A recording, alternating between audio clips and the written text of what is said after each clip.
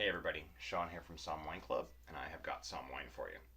This is the 2021 Mariatinto Red Blend from the Valle de Guadalupe in Baja California, Mexico.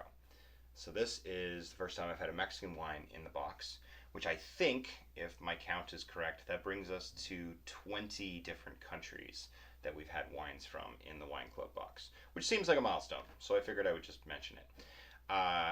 Maria Tinto is in Ensenada in the Valle de Guadalupe in Mexico and was started in 2002 by two partners, Umberto Falcon and Guillermo Gonzalez Beristain, who is a Mexican chef.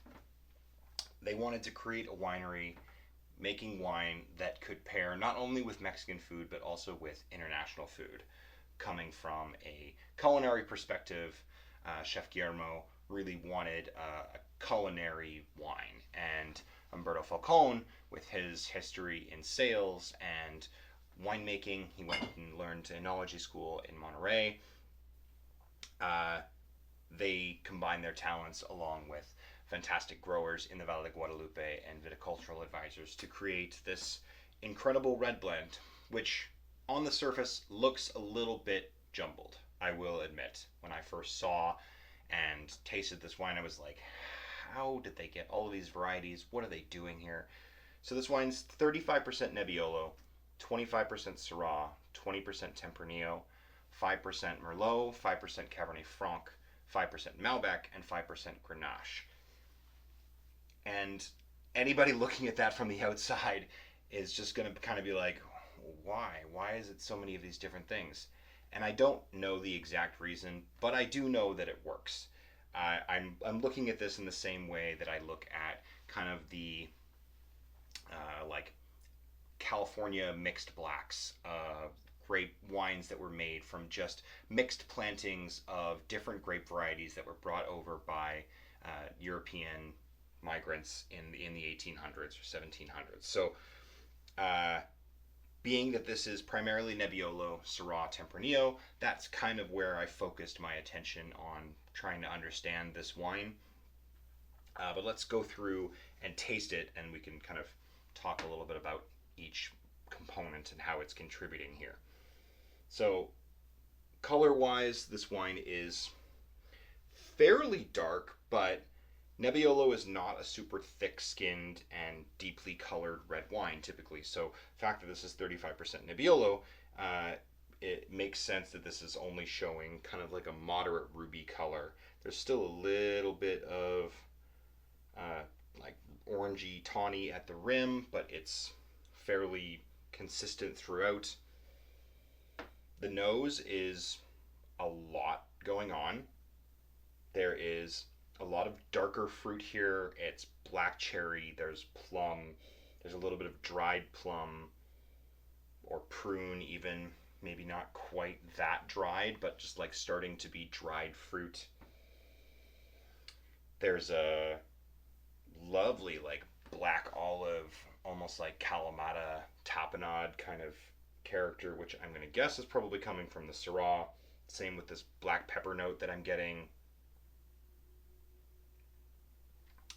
Nebbiolo and Syrah are both higher acid varieties. Tempranillo tends to be a little lower acid.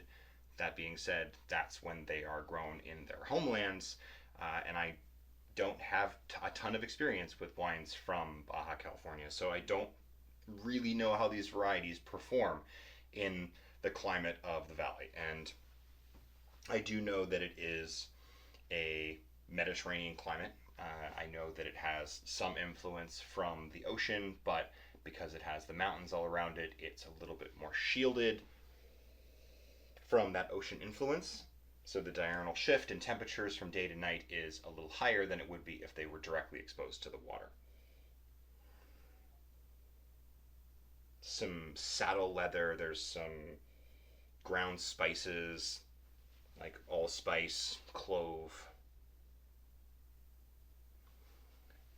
a little bit of like sweet vanilla. All of the varieties that they pick to go into this blend are all picked separately. All the wines are sustainably farmed and practicing organic. All those grape varieties are then fermented separately in stainless steel And then after the fermentation is finished, they go into a mix of French oak barrels, from new oak barrels up to 5-year-old oak barrels, depending on the variety and depending on what that particular batch of wine needs. Some of them might go into partial second fill, partial third fill, or first fill and third fill, or older barrels. It's really going to vary a lot depending on the vintage, depending on what the blend is, which changes slightly from year to year.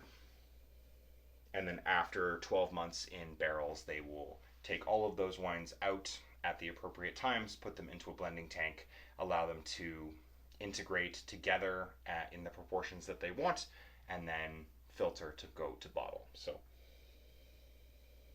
let's taste.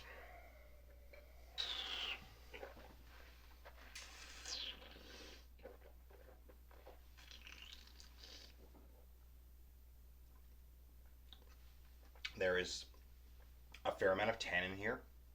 That's the first thing I notice. Nebbiolo is a fairly tannic variety, and even in a warmer climate than Piedmont, it still retains quite a bit of grip. So there is a sandy, kind of slightly grainy tannic profile here, which is expected for a young, full-bodied red like this. But I don't even know that I would say that this is totally full-bodied. Even though it's coming from Mexico, we assume that it's going to be super warm. The alcohol is very restrained. It's 13.4, I think it is, which kind of surprised me a little bit when I saw. I was expecting it to be higher than that, but picking decisions and the added benefit of that shift in temperatures is going to help to keep the acids high and the alcohols moderate. So the tannins are right where they should be. The fruit's not as dried on the palate as it is on the nose. There is a lot more freshness. There's some tangy, tart, black and red fruit here.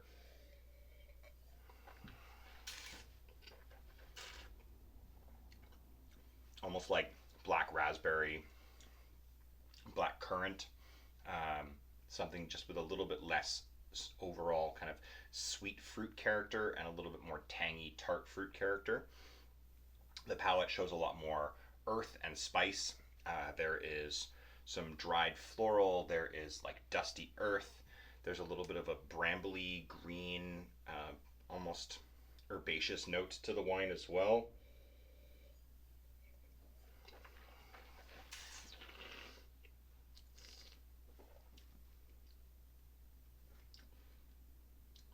And everything pretty well balanced, with the exception of that really kind of intense pop of tannin at the beginning.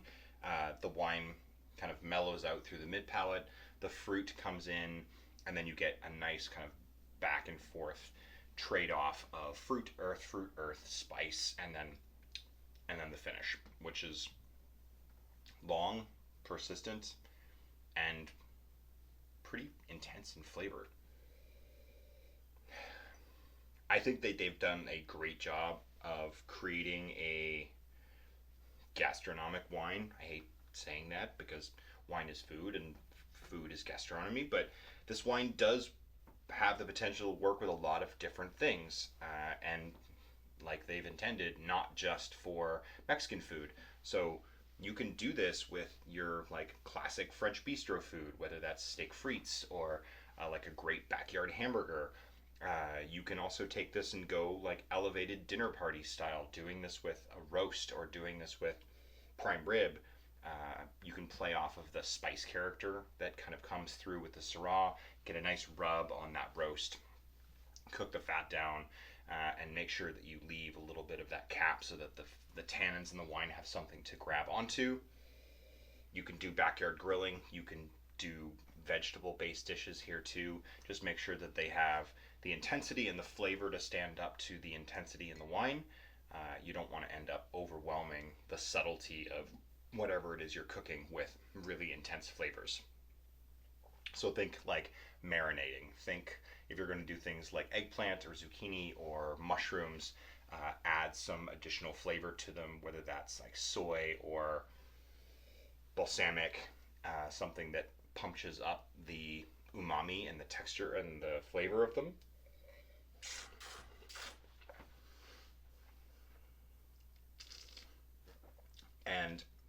open 45 minutes to an hour before you actually plan to sit down and have dinner. Get it into a decanter, let the air get at it so that it can open up and allow those slightly grainy tannins of a young, intense red wine to soften just enough that once you actually have your dinner, you're not just chewing on the wine.